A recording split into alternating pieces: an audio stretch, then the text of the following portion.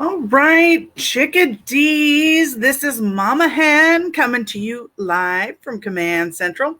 And I just wanted to talk with you a bit about sort of an orientation workshop. So if you are live, you can ask questions. The problem is with this interface, I don't have a way to comment back for you, but I do have a way to share my screen. And so that's why I chose this option rather than coming to you directly through the Facebook live app. It is not quite as user-friendly for me on this end to be able to share my screen. So it is really just me having a monologue here for you at the moment, and I will come back at the end and interact with any comments or questions that you have.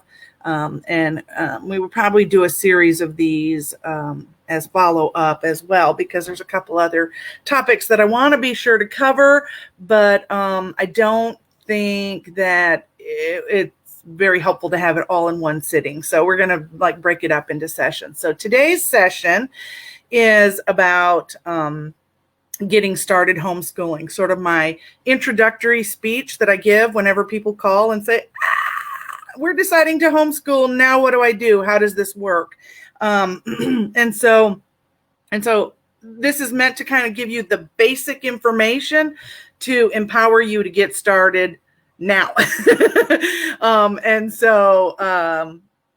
If you're brand new to homeschooling, if you're new to homeschooling in South Carolina, you've been homeschooling somewhere else, some of these things feel really cumbersome and overwhelming, but I promise it's a lot more simple than the law reads like it is. And so that's what this session is about. And then what my role is as your SC Top accountability. And so if you haven't decided to join yet, I hope that you do decide to join pretty quick, because we're going to clean up the Facebook group and it's going to be left for just people who are members of our group. So here we go. Let me share my screen for you here so you can see what we're doing, getting started in homeschooling. I just thought it would help to have this little visual aid to go along, because it's a lot of words and a lot to take in. So just kind of some talking points to help you kind of, organize it in your mind, what I'm saying. Okay, so as you get started, the first thing you need to know about homeschooling is that you are going to DIY your child's education. You pick and choose the learning materials and activities, you set the pace and the schedule of the assignments, and you keep track of the progress. And I do get people all the time who come to homeschooling and they want to know, when do they get the login? When do I send out the assignments? And that is not how this works. You are in charge of all of those things. And for people who come from other states, they're like, wait, this feels like it's way too much rules, but it's exactly the same thing in any state where you homeschool. You're in charge of it. You're taking the responsibility off of the school district or whatever school of affiliation you've been in, and you're taking responsibility to pick and choose these things as you go. And so the law is a little bit specific about the details of how they want you to keep track of the progress. They want you to do 180 days. Compulsory attendance is 180 days. And so we are supposed to document a similar equivalent to that. And I do have an attendance calendar. I will drop in the links with this video where you can print off just a simple attendance calendar and mark your days of attendance.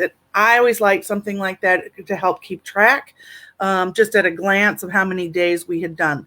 Truthfully, learning happens 365 days a year, so it shouldn't be too much trouble to get in 180 of them documented. You can always do more. We have lots of people who are like, but I homeschool year round. So yeah, totally. You can do more than 180 days, but our school year is exempt from that compulsory attendance. And so we're trying to show an equivalent to that, to track your child's progress.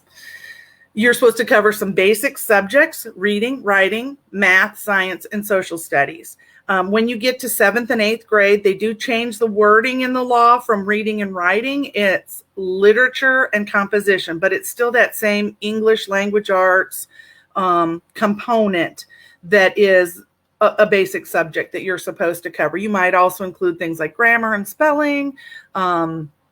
You might also add on some other subjects like art, music, drama, PE, foreign language. Some people include their religious studies in with their homeschooling education plan, and those things are also fine. You can add those things on there. But the reading and writing or literature and composition is really an interchangeable thing. What it is differentiating is the level. So in the elementary years, you're learning how to read and how to write. And when you get to 7th and 8th grade through high school, that is evaluating writing and learning how to compose writing. And so those things are higher level thinking. Same subject, just different terminology for it. So don't let that extra wording confuse you too much. So those are the basics that you're going to cover. And then they want you to keep track of some specific records for that. So they want you to do lesson plans or a journal, which is your day-to-day, looking at your day-to-day, how are things going, what's happening. And I always say include in there enough content and detail that you understand what you're talking about. It's for you to look back so that you can see that your child is making progress. And so rather than just saying, well, today we did math, yesterday we did math, tomorrow we're doing math, like what in math did you do? Was it a game that you played? Was it a certain thing that you were working on, counting skills or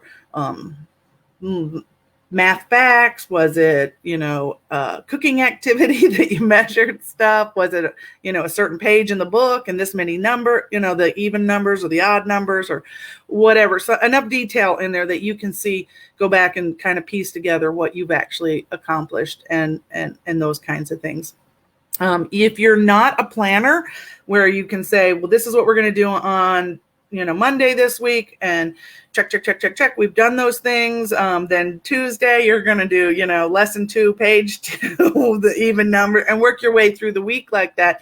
If you're more of a fly by the seat of your pants person who's like, when the kids are like, what does it mean when this happens? And then you're like, well, that's a good question. Let's go look it up. Or you're like trying to, run errands at the grocery store. You can, give them stuff to do while you're there, have them look for, gallons, everything that's in a gallon today, and compare prices and all kinds of, real life activities that you're busy doing.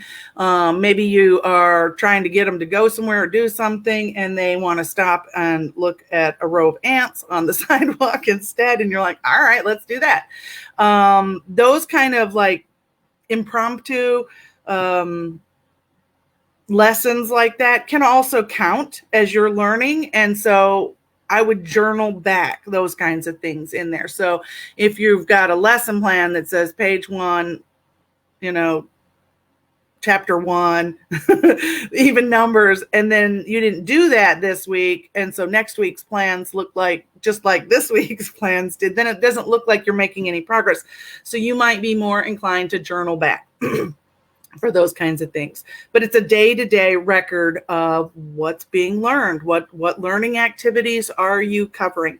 And I always say also include things that are those aha moments, the things when you realize, this is working, because those are the things you're going to want to remind yourself of later, because we tend to focus on the things that aren't working, and we get frustrated in the day-to-day sometimes and tunnel vision on why will they not remember to put an ED at the end of the word? Why is it just a D? And you think you're going to go blue in the face trying to get them to do that. Well, you can remember back when the thing before that was, they're never going to get this. Why are they never going to get it? And then you realize, wait, they do get it. And then I'm on to the next thing, frustrated with what they won't get. And you can start to see, they are making progress, and relax back into it a little bit. So those aha moments from day to day are really important to include in your lesson plans or journal. Then you want to keep some samples of their work. It is called a portfolio. That's the fancy word, but it just means keep some samples of their work. It could be workbooks and worksheets. It could be tests. It could be papers. It could be art they drew. Sometimes the things that they're doing, though, isn't tangible like that. And so you might want to take pictures of things and keep sort of like a little digital file of just little lessons that they did and was like, oh, that's cool. They were watching a line of ants. Or a little video recording of something. Maybe they decided to, build a fort one day and they're sitting underneath the kitchen table with all their little stuffed animals lined up and they're trying to read a book to them.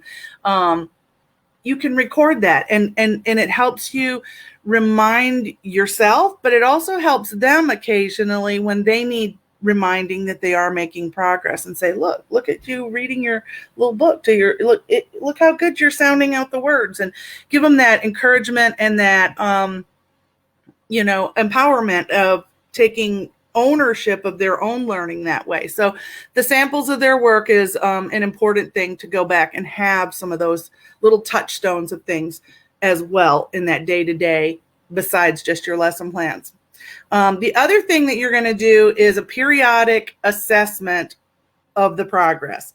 In our minds, we think, oh, that's a report card, because that's how schools tell you how they're doing with your child's progress. But for our purposes, a report card is often just busy work where you're just saying, okay, in math, they're making an A, and reading, they're making a B. But who are you telling that to? That's for your benefit. If you've been working with them along, you are trying to just see in a way what you didn't notice in the long term, in the day-to-day, what looks different, that, just with the way they grow is, you don't notice how much they've grown until you look at a picture from them for like 3 months ago or 6 months ago or last year at the same time. And you're like, oh my gosh, look at your tooth was like just barely hanging on. Now look at what you got. You got all these other ones. And you can see that progress that you forget about or don't notice in the day-to-day. And so that's what we're doing, is taking an assessment of what's working and what's not working. And the format of that can be very different than a report card. It might be a checklist. So if you're following like grade level guidelines, trying to just see how you're doing along with what the school is saying, you might look at the state standards and go, okay, we got this one, we got this one, we got this one. You might encourage yourself and say, we're doing better than I thought. Or you might look at it and say, you know what, we haven't got this one, but honestly, that's an unreasonable expectation for the kids at this stage. So we're not going to work on that one, and readjust what you need to be working on. Make your kind of SMART goals for yourself: measurable, actionable, achievable goals, and look back and say, what have we done? What has been working, and do more of that. It happens really, really naturally though. And we stress out about it a lot. Like, oh my gosh, the law requires me to do this, but it happens so naturally. Like in December and January, we take stock and assessment of our last year anyway, when we set New Year's resolutions and think, well, I want to lose 10 pounds or more than 10 pounds. And I want to clean out this closet and get myself organized and do the, you kind of set these like life goals for yourself. Well, the same thing happens in our educational assessments, where we're like going, okay, we need to get out of the house more. We need to see more people, or we've been out of the house every single day. We need to spend more time at home now, and really like focus on, doing stuff around the house, and getting certain subjects, more structurally accomplished here. You might also just like look at the math book you chose and go, we hate this math book. What's another math book that we can use? And this is just a natural kind of way that you're looking at things and going, this isn't working for us. What do we want to do differently? And it happens really naturally. But it helps if you will also write that down, because you're doing it in your head and saying, this is what we're going to do.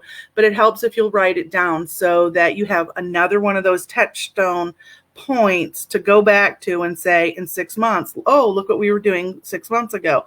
Here it is again now, May and June. Let's see what we want to accomplish going forward in the next year. So these records are such common sense things that you would want to do it even if the law didn't say so. However, the law does require you to join some sort of accountability, somebody who will verify that you are doing this record keeping requirements. I think it's a lot like that beeping noise in the car that reminds you to buckle up your seatbelt. So here's my SC top policies. So I think that it's really common sense stuff. The way that the beeping noise in the car reminds me to buckle up my seatbelt. I know that I want to buckle up, but a lot of times I'm halfway down the driveway or almost out of the neighborhood before I'm like, oh yeah, I need to buckle up. And there's that beeping noise in the car that reminds me to do that. And it's not a big deal. I'm just like, oh yeah, beep, beep. Okay, time to buckle up. And that's what I think my role is as your accountability. It's just to remind you, make sure that first of all, you understand what the law is requiring you to do, and then a couple of little reminders for you to do it. I still leave you entirely in charge of all of the things. You pick all of the learning materials. You keep track of the progress. You set the pace. All of that is still on you. I'm not going to micromanage that. And you don't have to prove to me that your child is making progress. All I'm here to do is verify that you really are doing those record keeping, continually encouraging you to do that record keeping. It's for you so that you can see your child's progress. You're the one that's going to lay awake at night worrying, am I doing enough? Are they going to grow up and be professional window lickers when this is all over? Am I really screwing this up? They're falling so far behind. Like, your mind will run away with you if you are not convinced that they are making progress. And so you're the one that's going to worry about it. And so that's why you want to do this. For me, for the SC top policies, there are a couple of things. There is a checklist where it says on the application, do you understand these are the records that you're supposed to be keeping? 180 days, minimum subjects, lesson plans, portfolio, progress assessment. Check, check, check, check, check. Those things are on there, and you're agreeing when you sign up with us that I'm going to hold you accountable for that. I'm your authority over this. So when you start to worry about, well, who's going to check me? Who's going to make sure, well, what if the state audits me? That there's nobody in the state that's supposed to audit you. That's me. I'm your accountability. So you're entering into this agreement with me that I'm going to hold you accountable for this record keeping. Then mid-year, there is another report form. It is due on January 5th, and technically it is called the 90-day report. But I understand a lot of people are not at 90 days by then. The public schools are not at 90 days by that time. I do have the deadline then because I want you to check in mid-year to let me know if you're on track or not on track with your record keeping and attendance requirements. I'm here all the time if you're stuck and you're struggling, but you would be surprised how many people do this thing on their own. They're just like, well, I'm on my own. I got to do this thing. And they won't tell me that life is falling off of the rails for them. Last year with all the pandemic stuff, oh my gosh, all the people that waited to tell me how horrible homeschooling was going for them until the mid-year report. And then again at the end of the year report. And so I can try to help get you back on the rails, try to help you understand again, what is it you're supposed to be doing? Because a lot of times people are already only counting the seat time and the structured time and not this in between real life learning stuff that also counts.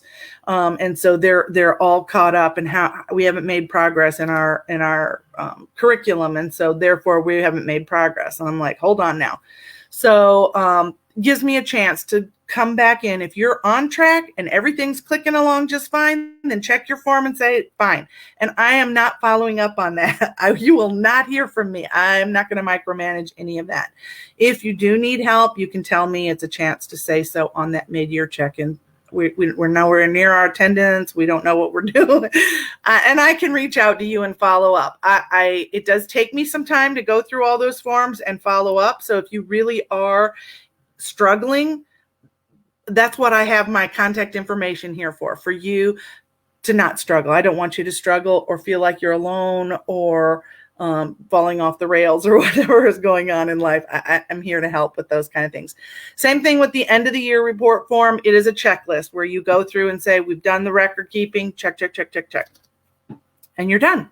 That's it. That's my accountability. But I am here with services and assistance to help in a lot of places where things do get a little bit bumpy.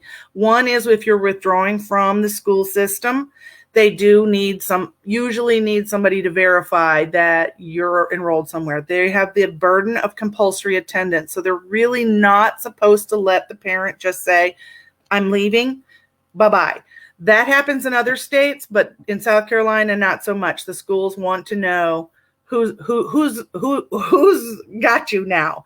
And so I will send you a letter. You can carry that letter down to the school. If they still won't take that letter from me, my official, letterhead verification signed document that you're enrolled with us now, then I can also fax it or email it to whoever is that gatekeeper that's looking for that kind of thing. So and we also request the records, especially when you get to high school. You need those records from what the high school has counted already on your academic resume.